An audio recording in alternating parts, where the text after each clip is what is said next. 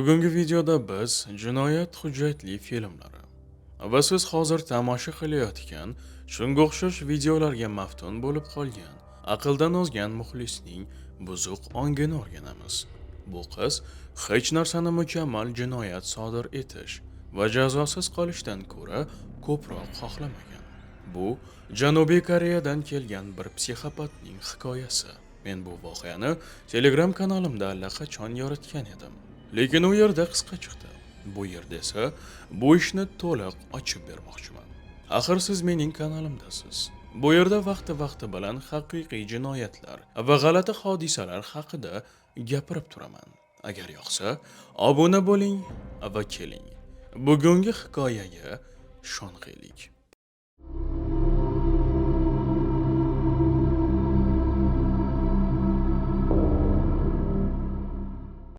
Pusan, Janubiy Koreyaning ikkinchi shahri bo'lib, mamlakatning janubiy-sharqiy qirg'og'ida joylashgan. Pusanni o'z uyi deb ataydiganlardan biri 20 yoshli Chon Yu Jong edi. U ikki xil hayot kechirardi. Kunduzi u oddiy, sokin va tarbiyali qiz edi. Kechasi esa jinoyatlar haqidagi hujjatli filmlarni tomosha qilar, bu mavzu bo'yicha maqolalar o'qir va shunga o'xshash dahshatli yangiliklarni varaqlardi. Siz deyishingiz mumkin, nima bo'pti? Hammamiz shunday qilamiz-ku. Lekin gap shundaki, uning qiziqishi qandaydir maniakka aylangan edi. U bu mavzuga shunchalik maftun bo'lganki, qaysidir paytda biror narsa sodir etishni sinab ko'rish haqida jiddiy orzu qila boshladi. Va bu safar uning o'z jasoratlari haqida videolar suratga olinib, kitoblar yozilgan. Va u o'z maqsadiga erishdi. Hozir siz u haqida video tomosha qilyapsiz. 2023-yil may oyida Yu Jong o'z orzusiga ergashishga qaror qildi va mukammal jinoyatni rejalashtirishga kirishdi. U kutubxonadan jasadni qanday yashirish haqida kitoblar oldi va 3 oy davomida internetda kriminalistik texnologiyalarni va umuman tergovlar qanday olib borilishini o'rgandi. Yu Jongning o'zi jinoiy o'tmishi yo'q edi va qonundan tashqari biror kishini ham tanimasdi. Qog'ozda u oddiy fuqaro edi. Shuning uchun u tushundi. Agar qurbonni u bilan bog'lab bo'lmaydigan butunlay notanish odam bo'lsa, bu ehtimol muvaffaqiyatli bo'ladi. Va bunday odamni reportyorlar qidirish ilovasidan boshqa qayerdan topishi mumkin? Janubiy Koreya yoshlariga o'qishda muvaffaqiyatga erishish uchun katta bosim o'tkaziladi. Shuning uchun so'nggi yillarda reportyorlar bilan ilovalar juda mashhur bo'ldi. Odatda ular o'z xizmatlarini reklama qiluvchi, akkreditatsiyalangan xususiy o'qituvchilar bilan to'la. O'qish uchun mukammal joy. Bir necha kun davomida Yu Jong Pusandan 50 dan ortiq reportyorlar bilan bog'landi va o'zini ingliz tilidan qo'shimcha darslar kerak bo'lgan maktab o'quvchisining onasi sifatida tanishtirdi. Uzoq muzokaralardan so'ng u biz Key deb ataydigan ayol reportyorlarini tanidi. 20 yoshli qiz bo'lib, yolg'iz yashar va o'quvchilarni bevosita uyida qabul qilardi. Uni tanlagan kishilarning so'zlariga ko'ra, Key yorqin va samimiy odam edi. U har bir o'quvchisiga chin dildan g'amxo'rlik qilar va ularning barchasi o'z salohiyatini maksimal darajada ochishni xohlardi. U nafaqat ajoyib tinglovchi, balki tushunuvchi odam edi. Shuning uchun ehtimol Yu Jong undan siz yolg'iz yashaysizmi deb so'raganida hech narsa gumon qilmagan. Axir uning kelajakdagi shogirdi. Ehtimol shunchaki uyalib, boshqa kimdir uni tinglashi va noto'g'ri javoblari uchun hukm qilishini xohlamasdi. Key haqiqatdan ham yolg'iz yashashni tasdiqladi va oxir-oqibat 2 kundan keyin kirish darsi uchun shogird bilan uchrashishga rozi bo'ldi. Keyning uyi Gong tumanida joylashgan edi. Yu Jong bobosi bilan yashaydigan joydan taxminan 20 daqiqalik yo'lda. Bobo uning yagona vasiysi va tanigan yagona qarindoshi edi. 2023-yil 26-may. Taxminan soat 16:00 Yu Jong Keyning kvartirasiga piyoda ketayotganda video kuzatuv kamerasiga tushdi. U internetda buyurtma qilgan maktab formasi kiygan edi. Uning kichik bo'yi va yosh ko'rinishini hisobga olsak, u bir necha kun oldin uchrashuvga kelishgan. 9-sinf o'quvchisiga osongina o'xshab ketishi mumkin edi. U hatto yosh shogirdga ko'proq o'xshash bo'lishi uchun sochini qisqaroq qisqartirgan edi. Yu Jong kvartirasiga 17:34 da yetib keldi. Eshik oldida uni Key iliq kutib oldi. U mehmonning haqiqiy niyatlaridan hatto gumon ham qilmadi. Agar Keyning Yu Jongning yoshi haqida shubhalari bo'lsa ham, ularni aytishga imkoni bo'lmadi. Yu Jong darhol Keyning kvartirasiga kirdi. Tez xushmuomala so'zlar almashgandan so'ng u hojatxonaga kirishini aytdi. Key unga qayerga borishni ko'rsatdi.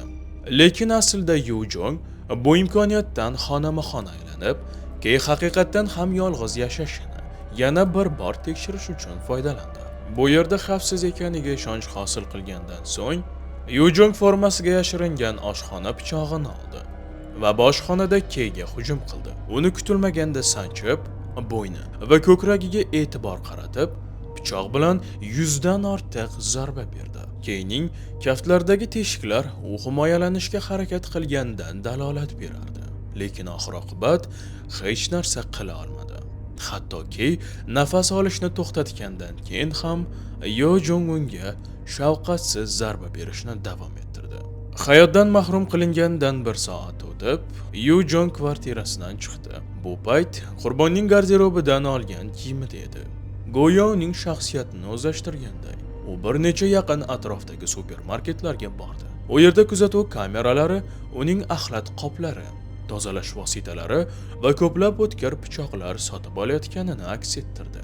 Keyinchalik u ularni Keyning qoldiqlarini parchalash va yo'q qilish uchun ishlatdi. Nima uchun u shunchaki bu narsani o'zi bilan olib kelmagan? Noma'lum. Ehtimol u ofitser to'xtatib, sumkasini tintuv qiladi deb qo'rqqan. Yoki ehtimol shunchaki Keyning kvartirasida bu narsalar allaqachon bor deb hisoblagan. Yoki shunchaki rejalashtira bilmagan. Qanday bo'lmasin, Yu Jong Keyning kvartirasiga qaytib keldi va uning qoldiqlarini parchalashga kirishdi. U mobil telefon, shaxsni tasdiqlovchi hujjatlar va hamyonni cho'ntagiga solishni ham unutmadi. Bu dahshatdan keyin u kvartirada o'z yashaganligi haqidagi barcha dalillarni yo'q qilishga kirishdi. Yu Jong uyiga chemadani cho'nib ketdi. Videolarda u Keyning kvartirasiga yo'nalishda quvnoq sakrab borayotganini ko'rinadi. Tartibni davom ettirishga tayyor. U qurbonning kiyimlarini 3 ta axlat qopiga yig'di va ularni eng yaqin axlat konteyneriga tashladi. Keyin tana qismlarini chemadanga tiqdi. Butun tozalash jarayonini taxminan 6 soat davom ettirdi. Bu vaqt ichida Yu Jong o'z uyi va Keyning uyi o'rtasida 3 marta borib keldi. Dalillarning qoldiqlarini yig'di va xuddi o'zining kvartirasi kabi kirdi va chiqdi. Bir nechta kuzatuv kameralar yozuvlarida u jinoyat joyiga va orqaga bemalol ketayotgani ko'rinadi. Nima qilgani va yana nima qilishlari kerakligi haqida mutlaqo tashvishlanmang. Agar siz shu paytlardan birida ko'chada uning yonidan o'tgan bo'lsangiz, u nima o'ylayotganini va nima qoldirganligini tushunmagan bo'lardingiz. 27-may yarim tun atrofida Yu Jong oxirgi marta kvartirani tark etdi. Keyning tanasining qismlarini solingan chemadonni olib, piyodalar yo'lida Yu Jong taksi ushlab, haydovchidan uni Pusundan 20 kilometr shimolda joylashgan Yasnaga olib borishni so'radi. U yaqqol og'ir chemadonni o'zi mashina yukxonasiga qo'ydi. Haydovchining yordamidan bosh tortdi va yo'lda u bilan hech qanday suhbat boshlamadi. Bundan tashqari, ular manzilga borayotganda hatto uning ko'zlariga ham qaramadi. Daryo bo'yidagi yolg'iz joydan o'tayotganda Yu Jong haydovchidan to'xtashni so'radi. U bilan hisoblashdi. Taksidan chemadonni o'zi oldi va so'ng bir og'iz so'z aytmasdan o'rmonga g'oyib bo'ldi. Hammaga tushunarli sabablarga ko'ra, taksi haydovchisiga bularning hammasi g'alati tuyuldi. Kim yarim tunda daryoga yolg'iz taksida boradi? Yana shubhali darajada og'ir chemadon bilan. Yu Jong undan ketishni so'ramagan. Lekin ketish o'rniga taksi haydovchisi atrofda biroz aylanib, u yo'lga qaytib kelmaydimi deb qarashga qaror qilgan. 15-20 daqiqadan so'ng u Chakalakzordan qaytib kelayotganini payqadi. Hali ham chemadonni ko'tarib. va uni qanday ko'tarayotganidan haydovchi tushundi. Chemadon avvaliga qaraganda ancha yengil edi. Go'yo u endigina og'ir narsadan qutulgandek. U yana mashinani to'xtatdi va uni bobosi bilan yashaydigan uyga olib borishini so'radi. Rasmiylar ishonch bilan aytdilarki, Yujong taksi haydovchi avval uni olib ketgan o'sha yigit ekanini tushunmagan ham. Haydovchi itoat qildi va bu yerda nimadir g'alati ekanligini ko'proq o'ylamaslikka harakat qildi. Lekin keyinchalik o'z sezgisiga ergashib, politsiya bilan bog'landi. Bu taxminan soat 3 da edi. U yosh ayol inson bo'lmagan o'rmonda biror narsa tashlab ketgan bo'lishi mumkinligini va uni olib ketgan uy manzilini aytdi. Tez orada detektivlar keldi va Yujongning chemadoni ko'zdan kechirildi. Ular nima uchun undan qizil suyuqlik tomchilari borligini so'rashdi. Bunga qiz hayz ko'rish vaqti kelgan va suyuqlikning bir qismi chemadonga tushgan bo'lishi kerak deb javob berdi. Shubhalanishgan. Biz haqiqatan ham Yujongni ongiga kiramiz. U sayohatda hikoyasini o'zgartirdi va aslida u endigina tug'ib, boladan qutulmoqchi bo'lganini aytdi. U negadir bu yaxshiroq eshitiladi va bu qotillik hisoblanmaydi deb o'ylagan. Faqat u politsiya ultratovush tekshiruv o'tkazishni kutmagan edi. Bu hikoyaning navbatdagi yolg'on ekanini ko'rsatdi. Shu vaqtga kelib, boshqa politsiyachilar hududni tekshirib, baland o'tda inson qoldiqlarini topdilar. Detektivlar Yujongni so'roqqa olib kelishdi, lekin advokat so'rash o'rniga u yana bir hikoya o'ylab chiqdi. U Keyning kvartirasiga ingliz tili darslarga ketganini, lekin kelganda Keyning eshigi ochiq ekanini topganini da'vo qildi. Ichkariga kirdi va dahshatga tushib, Keyning jasadini polda topdi va bu uchun javobgar noma'lum erkak hali ham kvartirada. U eshikni qulflab, agar u jim turib jasaddan qutulishga yordam bersa, qo'yib yuboradi dedi. Dunyodagi eng katta jamoaviy Facepalmdan keyin detektivlar o'zlarini ushlab, Yujongdan uning hikoyasi hech qanday ma'noga ega emasligini nozik aytishdi. Biroz asabiylashib, u hikoyasini o'zgartirdi va kattalar uchun reportyor izlash noqulay. Shuning uchun men o'zimni maktab o'quvchisi sifatida taqdim qildim dedi. Meni ko'rib, u hech narsadan gumon qilmadi. Kelganimdan ko'p o'tmay, biz uning o'quv dasturi bo'yicha qizg'in bahsga tushdik va xavfsizligimdan qo'rqib, uni o'zini himoya qilish uchun o'ldirdim. Shu payt nafasni chiqarib, tergovchilar Yujongning bobosi bilan bog'landilar va uni bo'limga kelishini so'rashdi. Nabirasi nima qilganini bilganda, atrofdagi dunyo uning ustiga qulab tushdi. U uni bolalikdan kuzatgan va u notanish odamga shunday shafqatsizlik bilan muomala qilishi mumkinligiga ishonmadi. Ammo unga dalillar taqdim etilganida, u Keyning o'limidan aynan uning aybdorligini inkor eta olmadi va tergovchilar undan halol e'tirof olish olmagani uchun bobodan xonaga kirib, Yujong bilan yakkama-yakka gaplashishini so'rashdi. U rozi bo'ldi. Ichkarida u yig'lab yubordi va nabirasini shunchaki haqiqatni aytishini, buni u uchun qilishini iltimos qildi. Ehtimol, u bobosini yaxshi ko'rgan yoki shunchaki hammasining tugaganini tushungan. Lekin shu paytda Yujong nihoyat tan oldi. U hech qanday janjal bo'lmaganligini tushuntirdi. Shunchaki uning haqiqiy jinoyatlarga oid hamma narsaga ishtiyoqi bor edi. Filmlar, dasturlar, kitoblar va yangiliklar maqolalari. Va u shunchaki bu ishga jalb qilingan bo'lishi qanday ekanligini bilishga qiziqish bildirganini aytdi. Bu qiziqishni qondirish uchun hech qachon o'ziga ham, boshqa hech kimga ham hech qanday yomonlik qilmagan odamning hayotini oldi. U bularning barchasini shunchaki hissiyotsiz, shunchaki befarqlik bilan aytdiki, bu nafaqat tergovchilarni hayratda qoldirdi, balki hatto eng tajribalilarini ham hayratda qoldirdi. Uning reportyor qidirish tarixi va jinoyat kuni olingan kuzatuv kameralar yozuvlarini o'rgangandan so'ng, ular yanada hayratda qolishdi. Ularga oldindan qasddan qotillik holatlari bilan to'qnashish to'g'ri kelgan. Lekin bunday narsaga hech qachon duch kelishmagan. Ular Yujong nochor filmiga ayniqsa qiziqqanini bilishdi. Ayol o'ldirib, keyin qurbonning shaxsiyatini o'ziga olish haqidagi koreyscha psixologik triller. Browser tarixiga ko'ra, Yujong bu filmni kamida kuniga bir marta tomosha qilgan. Yujong Keyning kiyimlarini kiyganini va shaxsni tasdiqlovchi guvohnomasini olganini esga olsak, film va uning harakatlari o'rtasidagi parallellar aniq. Lekin bu filmlar yoki boshqa media o'yin kulgu odamlarining xatti-harakatlari uchun javobgar degani emas. Menga ham qorong'u kontent yoqadi. Buni kanalimdan payqagan bo'lishingiz mumkin. Lekin Yu Jong shunchaki nochor filmidan ilhomlangan yoki u bag'ishlangan konsepsiyaga oshiq bo'lgan bo'lishi mumkin.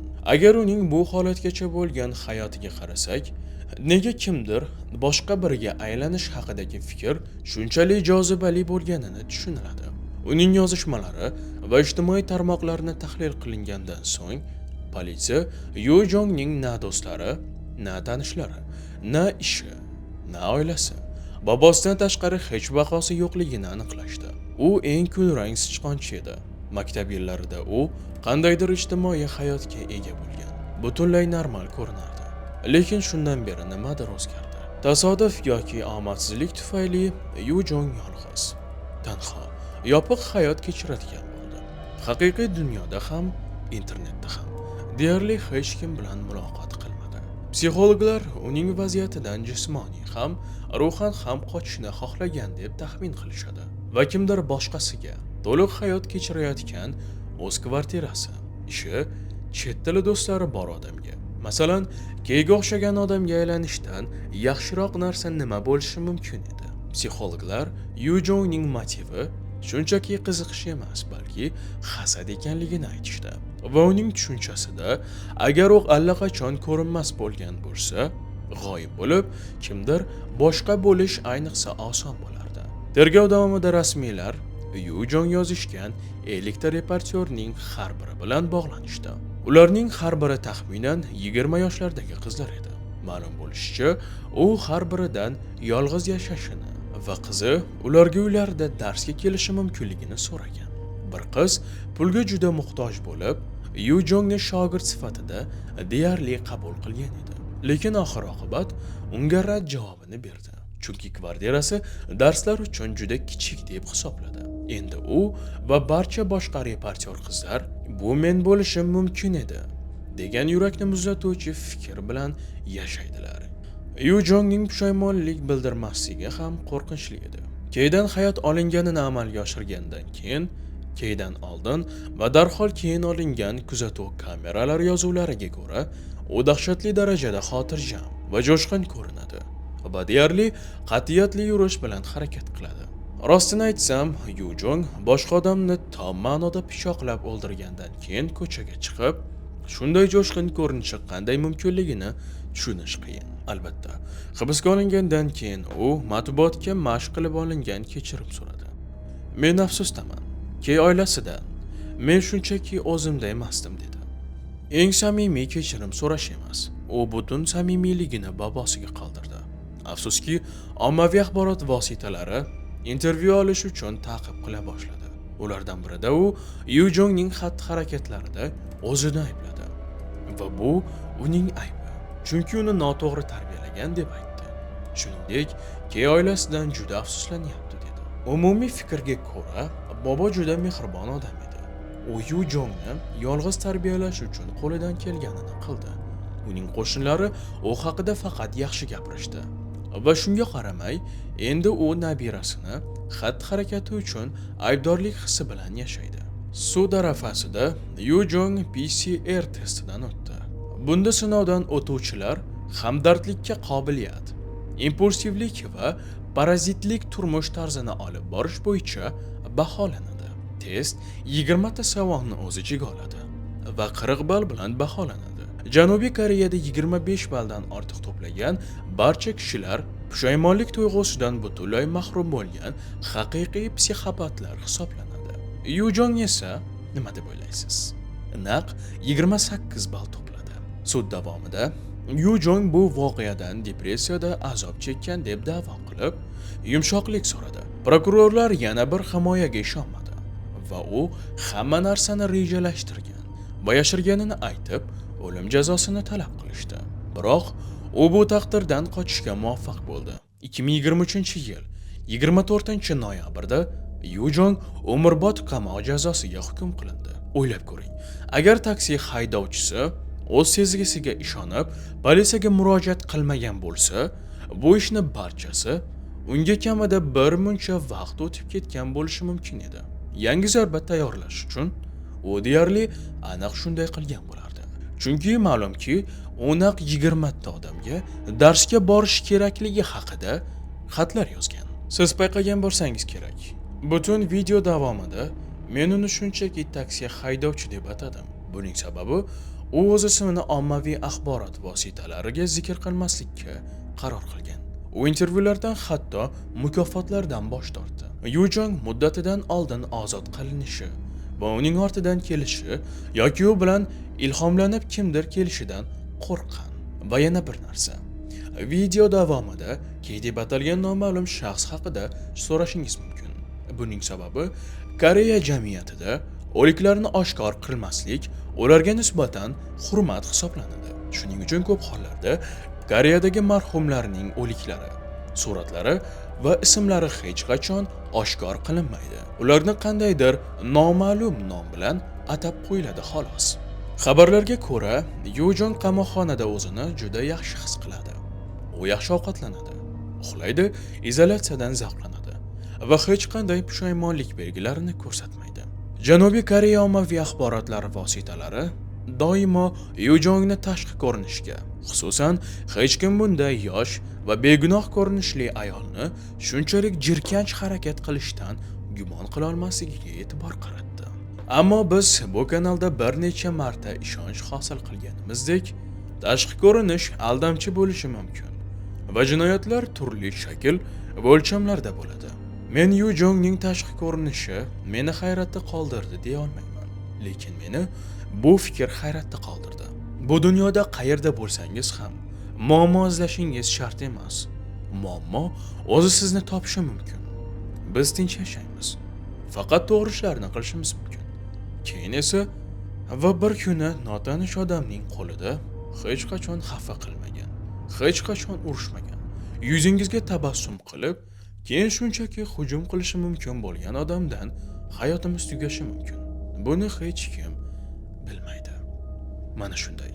Qadrli tomoshabin, sizga bir narsa aytsam, siz ham Yujong singari mening videolarim va boshqa detektiv kanallardan ilhomlangan holda bunday ishlarni qilishingiz mumkin emas. Qadrli tomoshabin, men ushbu kungacha qilgan har bir videoyim bilan sizni jinoyatga targ'ib qilmoqchi yoki ilhomlantirmoqchi emasman. Men shunchaki tarixda bo'lgan voqealar, g'alati hodisalar va qiziq voqealarni yoritishni yaxshi ko'raman. Va siz Qora Papka kanalini tomosha qildingiz. Agar kanalda yangi bo'lsangiz, qo'ng'iroq va obuna tugmasini bosib qo'yishni unutmang. Keyingi videolarda ko'rishguncha xayr deb qolaman.